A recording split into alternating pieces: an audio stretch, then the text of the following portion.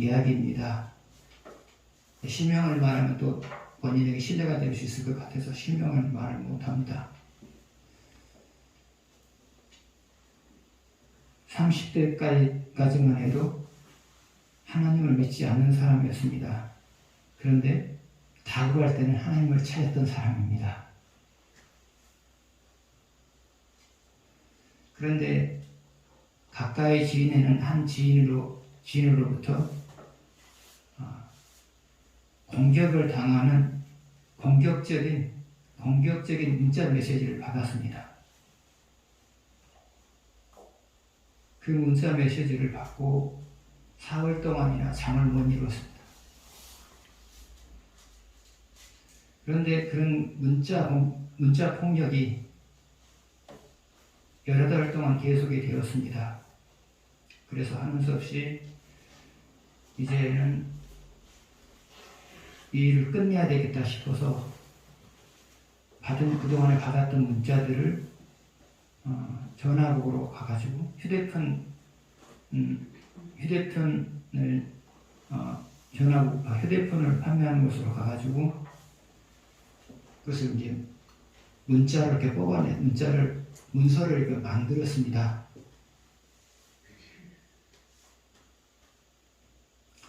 그리고 나서 이제 그 일을 이제 진행하려고 하는데 그 문자 메시지를 보니까 문자 메시지가 바뀌어져 있어요. 근데 그 문자 메시지가 어떻게 바뀌어져 있었냐면 잘 자, 오늘도 내 꿈꿔 이렇게 바뀌어져 있어요. 문자가 바뀔 수는 없잖아요. 그런데 고소를 하려면 휴대폰 상에 있는 문자 내용하고 이미 문서로 뽑은 내용하고 같아야 되죠? 그래야 고소가 성립되잖아요. 잘못하면 벌이 당하잖아요. 그래서 이제 이 사람이 그것을 가지고 이제 휴대폰 판매하는 곳으로 갔어요. 그러면서 자초지종을 이야기를 해요. 문서를 보여주면서 전에 내게 왔던 문자 메시지는 바로 이런 내용이었다. 그런데 현재 내 핸드폰에 보게 되면 문자가 이렇게 바뀌어져 있다. 그러자 이제 담당 직원이 그것을 가지고 들어갔어요. 확인하기 위해서 들어간 거죠. 그런데 나올 때는 새파랗게 질려하고 나와요. 분명히 핸드폰 문자에는 지금 잘 자, 내 꿈 꿔, 오늘도 내 꿈 꿔라고 핸드폰 문자는 지금도 변함없이 바뀌어져 있어요. 그런데 그것을 출력을 하면, 문서로 출력을 하게 되면 고소한 내용으로 나오는 거예요. 그래서 그 직원도 그래요. 이것은 사람이 할 수 있는 일이 아니고 신만이 할 수 있는 일이다. 그리고 본인 역시도 이것은 내가 그동안에 멀리 했던 하나님이 하신 일이다. 그런 생각이 이제 본인도 들은 거예요. 하나님이 하신 일이죠. 분명히 휴대폰상의 문자는 내가 꿈꿔, 잘 자, 오늘도 내 꿈꿔. 지금도 변함이 없어요. 근데 그것을 이제 문서로 출력을 하게 되면 고소할 내용이란 말이죠. 그래서 그런 상황이 놓여 있는데 자기를 그동안에 전도하려고 노력했던 사람으로부터 전화가 와요. 그래서 이제 마침 잘 됐다 싶었어요. 어렴풋이 이제 하나님의 살아계심을 느낀 거죠. 그래서 그 다음 주부터 자기를 전도하려고 했던 사람과 함께 교회 생활을 시작했고요. 그러면서 하나님을 알아갔고요. 지금은 기독교 세력을 펴낼 만큼 확실한 그리스도인으로 바뀌었어요. 어느 날도 하나님은 하나님의 살아계심을 드러내요. 하나님의 살아계심을 드러내요. 그럼 하나님의 살아계심을 드러내는 이유가 뭐냐? 안 믿는 사람에게 하나님을 믿게 만들기 위해서 드러내고요. 믿는 사람에게는 더 하나님을 잘 섬기게 만들기 위해서 하나님의 살아계심을 드러내요. 그래요, 여러분. 그러면 하나님의 살아계심을 드러내는 구체적인 모습은 뭘까요? 첫 번째로는 이걸 잘 아는 내용이에요. 그냥 듣고 지나가시면 돼요. 여러분이 잘 아시는 내용이니까. 첫 번째로는 사람이 해결할 수 없는 고민거리가 해결돼요. 그러면서 우리는 하나님이 살아계시는 거죠. 사람이 성취할 수 없는 일들이 하나님에 의해서 성취가 돼요. 성취가 된단 말이죠. 우리는 그곳 속에서 하나님이 살아계시는 거죠. 또 세 번째로는 사람이 이룰 수 있는 것보다 훨씬 더 큰 것이 이루어져요. 우리는 이것을 통해서 또 하나님을 보죠. 또 하나, 보호받을 수 없는 상황에서 항상 안전해요. 이것도 하나님 살아계심을 드러내는 것이죠. 또 하나가 있어요. 다섯 번째로, 내가 생각지 못했던 절망적인 일들이 순식간에 찾아올 수 있어요. 이것도 바로 하나님 살아계시다는 증거이죠.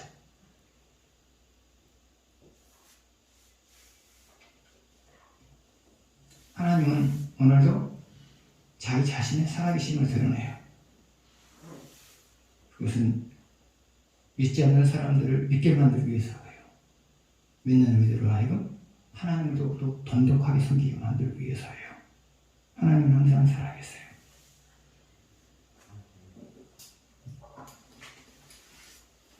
5절 6절에 보시겠습니다.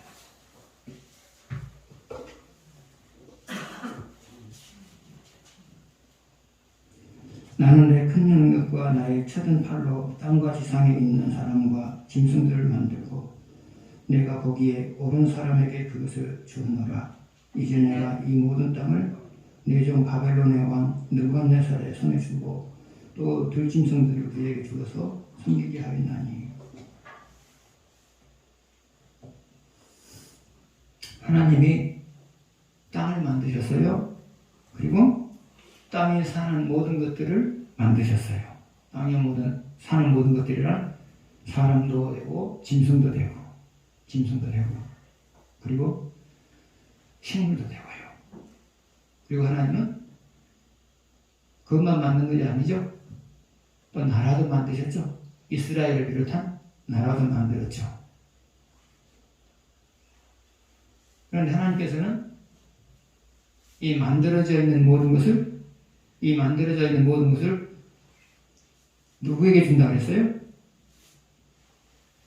5절 보게 되면 내가 보기에 옳은 사람에게.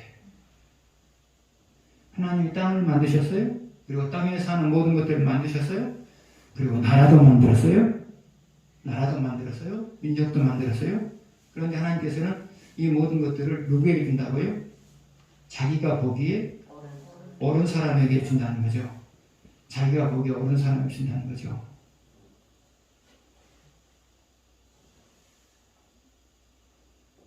그러니까 하나님에게는 네 것 내 것이 없어요. 하나님께서는 네 것 내 것이 없어요. 네 나라 내 나라도 없어요. 하나님은 주고자 하는 사람에게 내 것도 줄 수 있고요. 주고자 하는 사람에게 내 것도 그냥 줄 수 있고요. 네 것도 줄 수 있고요. 또 하나님의 것도 줄 수 있고요. 그래서 하나님은 주고자 하는 사람에게 하나님에게 네 것 내 것이 없어요. 그냥 주고 싶은 사람이 있으면 네 것도 뺏어도 주고요. 내 것도 뺏어도 주고요. 그러신단 말이죠.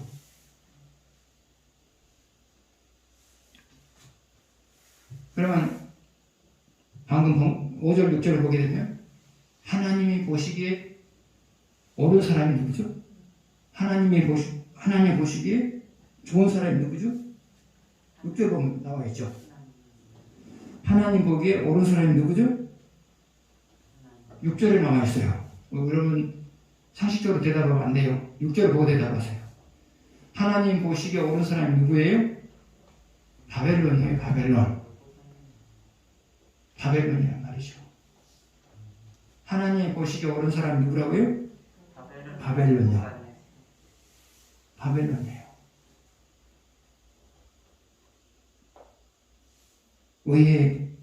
의의 말이죠. 근데 6절 보시면 나와 있잖아요. 하나님이 보시기에 옳은 사람에게 모든 걸 준다. 근데 하나님 보시기에 옳은 사람이 누구냐? 6절 보게 되면 누구라고 말하고 있어요? 바벨론이라고 말하고 있죠? 바벨론이라고 말하고 있잖아요. 그래서 5절에서는 이 모든 것을 하나님 보시기에 옳은 사람에게 주는데 6절에서는 그 옳은 사람을 바벨론이라고 말하고 있어요. 그러면 바벨론이 하나님 보시기에 옳았다고 하는 말이 뭐냐? 그것은 바벨론 사람들이 받은 말씀대로 살았다. 그런 뜻이 아니에요. 안 믿는 사람들이잖아요. 바벨론 사람들을 가리켜서 하나님께서는 내 마음에 옳은 사람들이다 그렇게 말했잖아요.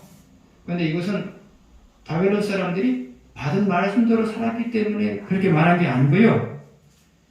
유다를 비롯하여서 하나님께서 징계하고자 하는 나라들, 유다와 그리고 유다와 동맹을 맺어서 바벨론과 대항하려고 했던 나라들, 유다를 비롯하여서 유다와 동맹을 맺어서 바벨론을 대항하려고 했던 나라들, 그렇게 생각하시면 돼요.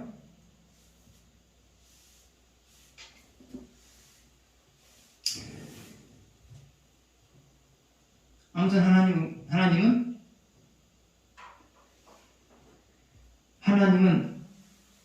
그 나라들을, 유다와 동맹을 맺은 나라들을 멸망시키는 도구라는 측면에서 바벨론이 옳다 그 말이에요. 바벨론 옳다 그 말이에요. 그래서 여러분 오해하시면 안 돼요.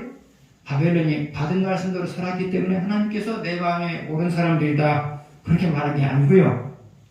하나님이 유다와 동맹을 맺은 사람들을 멸망시키는 도구로 쓰는데 바벨론이 적합하다 그 말이죠. 옳다 그 말이에요. 적합하다 그 말이에요.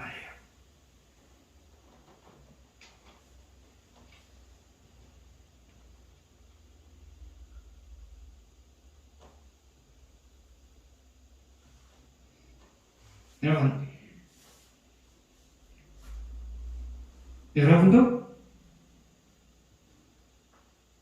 여러분을 징계하기 수단으로서 하나님이 안 믿는 사람을 쓸 때가 많아요.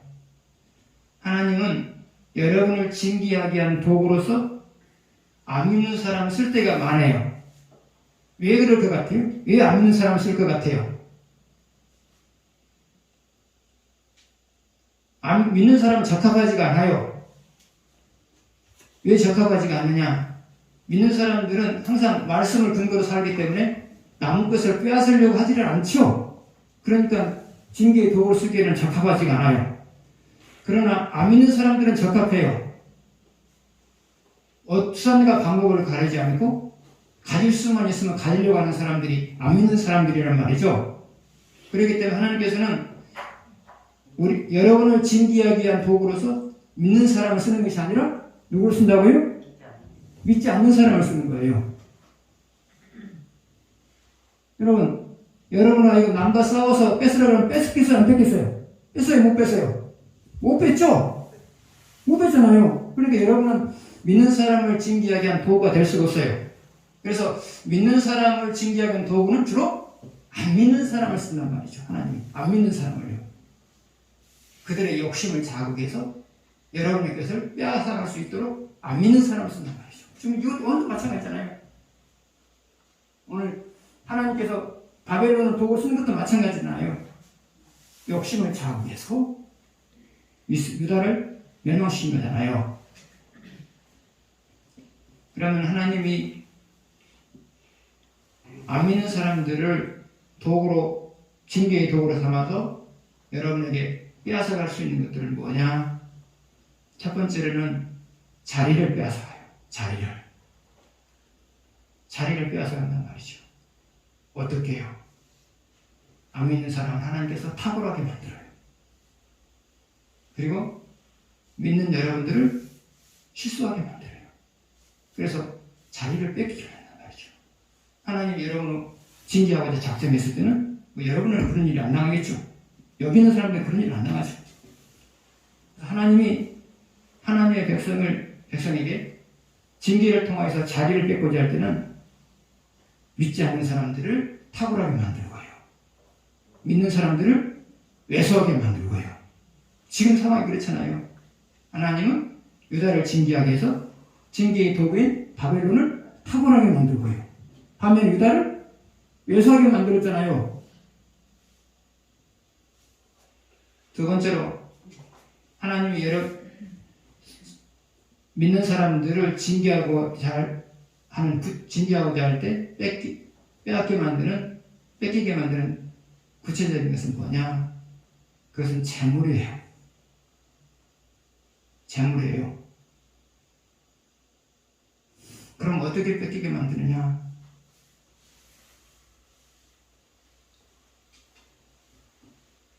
그것은 뺏길 수밖에 없는 상황을 만들어요. 첫 번째로는 뺏길 수밖에 없는 상황을 만들어요. 두 번째로는 속게 만들어요. 여러분 속게 만들어요. 여러분 속을 적이 있었죠? 속에서 뺏길 적이 있었잖아요. 하나님께서 그렇게 만들어요. 그러나 하나님께서 여러분에게 복을 주시기로 작정하시면 정반대 현상이 나타나요. 더 나은 자리를 얻게 만들어요. 어떻게 해요? 여러분을 탁월하게 만드시고 믿지 않는 사람을 왜소하게 만들어요.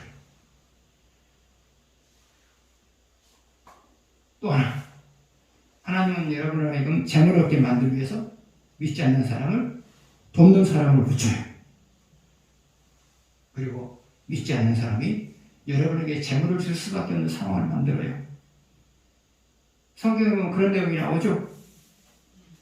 이스라엘 백성이 출애굽을 할 때 애굽 사람들이 이스라엘 여인들에게 금은보화를 주었죠.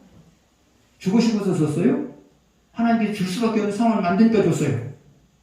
하나님이 줄 수밖에 없는 상황을 만드니까 준 거죠. 그래서 사람은 그래요. 하나님께서 징계하기로 작정하시면 어떤 식으로든지 내가 소중하게 여기는 것들을 뺏겨요. 안 믿는 사람이에요. 주로 안 믿는 사람을 뺏겨요. 그러나 하나님께서 복을 주시기로 작정하시면 어떤 식으로든지 여러분에게 소중한 것들을 모아줘요. 주로 안 믿는 사람들의 것을 하나님께서 여러분에게 모아주시죠. 그래서 여러분, 사람에게는 분명히 네 것, 내 것이라는 소유권이 있지만 그것은 내가 그렇게 생각할 뿐이지 하나님에게는 네 것, 내 것이 없어요. 네 것, 내 것이 없어요. 하나님께서 복을 주시기로 작정하시면 네 것이 내 것이라는 거고요. 하나님이 나를 징계하시기로 작정하시면 내 것이 네 것이 되어버리는 것이고요. 이게 여러분의 소유이지 내 것이다 그렇게 생각하지 마세요. 하나님이 내 것이라고 인정해 줄 때는 내 것이지만 내 것이라고 인정해 주지 않으면 내 것이 안 되는 거죠.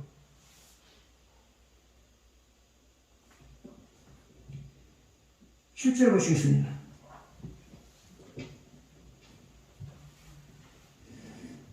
같이 읽겠습니다. 모든 나라가 그와 그의 아들과 손자를 그 땅의 기한이 이르기까지 섬기리라. 또한 많은 나라들과 큰 왕들이 그 자신을 섬기리라.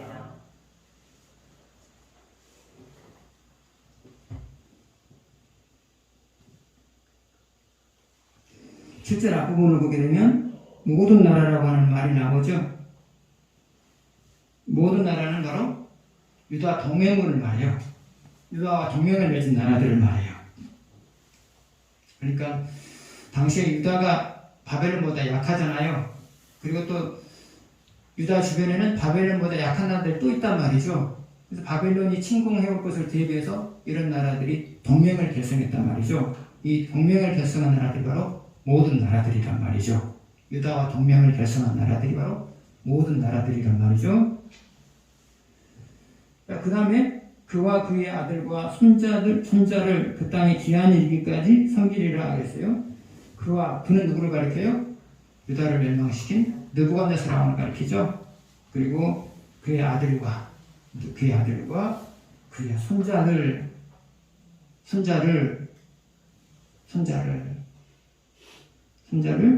언제까지 섬긴다고요? 그 땅에 기한이 이르기까지. 그 땅에 기한이 이른다고 하는 것은 무엇을 의미해요? 바벨론이 망할 때까지. 그 말이에요. 그래서 이제 유다를 비롯하여서 유다와 동맹을 맺은 나라들은 느부갓네살 왕에 의해서 멸망을 당한 다음에 바벨론이 바사에게 망할 때까지 섬긴다 그 말이죠. 그러면 유다가 멸망한 지 몇 년 만에 바벨론이 망해요? 70년 만에 망하죠. 70년 만에 망하죠. 그리고 유다가 포로로 끌려간 사람들이 바벨론에서 돌아오죠. 그런데 하나님께서 이 기한을 미리 알려주셨어요? 나중에 알려주셨어요? 미리 알려주셨죠. 70년 후에 너희들이 70년 후에 바벨론이 망하게 될 거고 너희들은 회복이 될 거다. 70년 후에 회복이 될 것을 미리서 예언을 하셨죠. 그러면 미리서 예언을 하신 이유가 뭘까요? 70년 후에 회복이 될 것이다. 먼 이야기지만 미리서 예언을 한 이유가 뭘까요? 그것은 희망을 가지고 살라는 거죠. 희망을 가지고 살라는 거죠. 지금은 모든 면에서 희망을 가질 수 있는 상황이 아니잖아요. 나라는 회복이 될 수 없을 만큼 처참하게 황폐화되었고요. 쓸만한 사람들은 다 포로로 끌려갔어요. 느고하는 사람이 그랬어요. 쓸만한 사람들은 다 포로로 끌려갔어요. 왜 그랬겠어요? 쓸만한 사람 놔두면 독립운동하잖아요. 쓸만한 사람들 다 끌고 갔어요. 그리고 바벨론은 여전히 강대고 시력이 강대고요. 누가 봐도 회복이 된다는 것은 누가 봐도 절망할 수밖에 없는 상황이죠. 그러나 70년이라는 기한을 정해놓는단 말이죠. 70년의 회복할 거다. 그 얘기가 뭐냐? 희망을 가지고 살라는 거죠. 그러면 절망적인 상황에서 희망을 가지고 살아간다는 것의 유익이 뭘까요? 첫 번째로는 포기하고 싶은 상황에서도 포기하지 않아요. 사람은 그렇잖아요. 절망적인 상황에 이르게 되면 포기하고 싶잖아요. 설령 희망을 주었다 할지라도 너무 길어지면 그냥 포기하고 싶단 말이에요. 사람 마음이 그렇단 말이죠. 포기하고 싶단 말이죠. 근데 그럼에도 불구하고 희망이 있으면 그 포기하고 싶은 마음을 참아내요. 그래서 희망의 유익이 뭐냐? 하나님께서 우리에게 희망을 주시는데 그 희망의 유익이 뭐냐? 첫 번째로는 포기할 수밖에 없는 상황에서 포기하지 않아요. 두 번째로 희망의 유익이 뭐냐? 최선을 다해서 하나님을 섬겨요.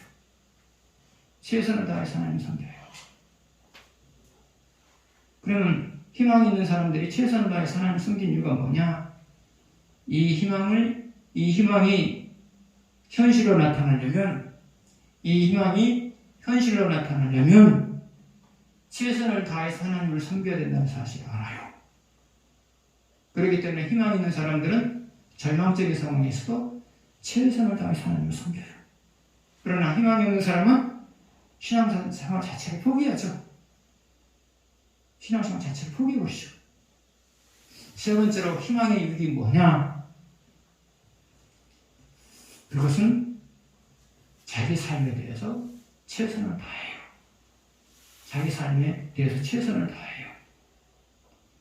희망이 있는 사람은 항상 지금 이후의 삶을 생각을 하죠. 생각하잖아요. 그래서 오늘 최선을 다해서 뿌려놓으면 나중에 좋은 것을 수확할 거다. 오늘 최선을 다해서 뿌려놓으면 나중에 귀한 것을 좋은 소득을, 좋은 것들을 거둘 것이다. 그리고 내가 쌓아놓게 되면 이 지난한 절망적인 상황이 끝난 이후에 내가 더 행복하게 살 수 있을 것이다. 이런 생각을 하는 거죠. 그래서 하나님께서 희망을 주시면서 바로 세 가지예요. 포기하고 싶은 마음을 참아내라는 거죠. 그리고 최선을 다해 신앙생활을 하는 거죠. 최선을 다해서 자기 삶을 살아가는 거죠. 근데 말입니다. 여러분도 징계를 당하시죠? 징계라고 하는 것을 말하면 달리 표현하면 뭐라고 말할 수 있을까요? 소중한 것들을 잃어버린 것을 말하는 거죠. 징계를 달리 표현하면 내가 소중히 여긴 것들을 잃어버리는 것. 이것이 바로 징계잖아요.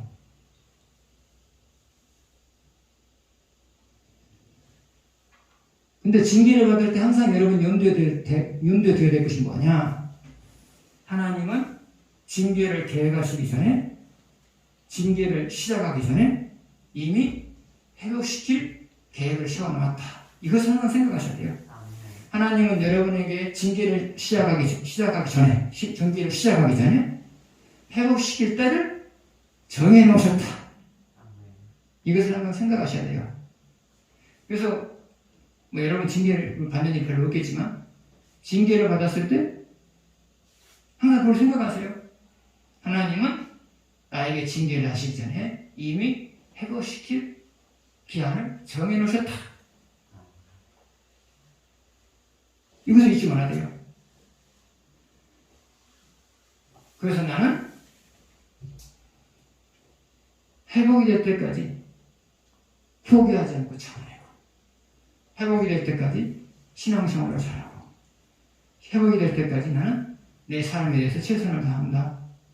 그런 생각을 가지고 사셔야 돼요. 그런 생각을 하고 사셔야 된단 말이죠.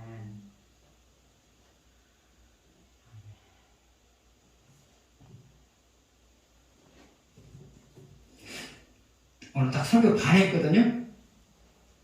반을 했는데 이 정도 여기까지는 하시고 지금 8시 20분이에요. 너무 또 길게 하는 데는 피곤하시죠. 여기까지 하시고 다음 주에 이어서 설교하도록 하겠습니다. 기도하겠습니다.